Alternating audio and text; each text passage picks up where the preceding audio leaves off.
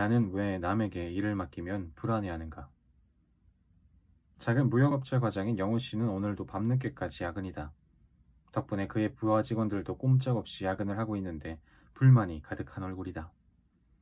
그런데 그건 영우 씨도 마찬가지다. 9시쯤 되었을까? 아직도 잔뜩 쌓여있는 문서들을 보고 영우 씨가 폭발하고 말았다. 일 좀 똑바로 할 수 없어? 참다 못한 신대리가 한마디 한다. 저희가 못한 건 또 뭡니까? 당신들이 똑바로하면 내가 이렇게 일일이 확인하고 있겠어? 나도 일찍 퇴근하고 싶다고. 사실 이런 분위기는 영우 씨에게 거의 일상이나 다름없다. 그는 도대체 요즘 젊은이들을 이해할 수가 없다. 왜 그리 일을 대충대충 하는지, 그리고 왜 그리 틀린 곳이 많은지. 자신이 일일이 확인하지 않으면 일이 엉망으로 돌아갈 게 뻔하다. 그래서 그는 자기 일 외에도 부하 직원들의 일까지 하나하나 체크해야 한다. 그가 부하 직원의 큰 실수를 발견한 적도 분명히 있다. 하지만 대부분은 표식에 줄을 넣지 않거나 오타가 나거나 표현이 매끄럽지 않은 등 사소한 것들이다. 영우 씨는 일뿐만 아니라 사무실 구석구석 참견하지 않는 데가 없다.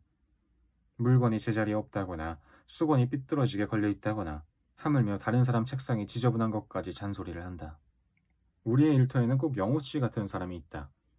다른 사람을 믿지 못하고 모든 것을 직접 해야만 그나마 안심하는 사람들.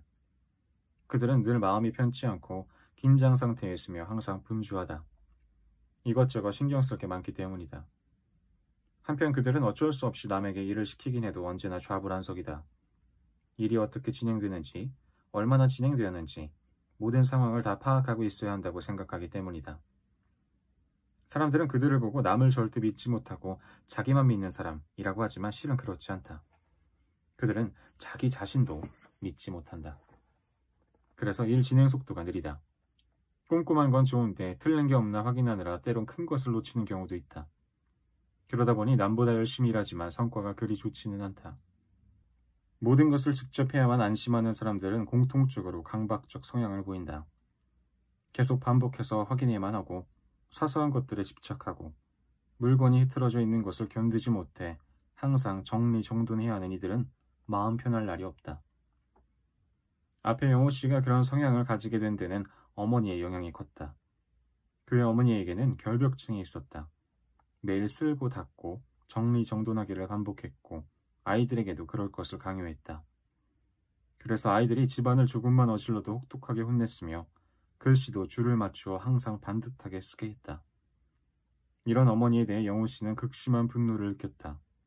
그러나 어려서부터 어머니로부터 혹독한 훈련과 강한 금지를 받아온 그에게는 엄격하고 융통성 없는 초자아가 형성되었다. 따라서 지나치게 양심적이 되었다. 이런 그에게 부모를 향한 분노는 감히 용납될 수 없는 것이기에 분노를 마음속 깊이 억압할 수밖에 없었다.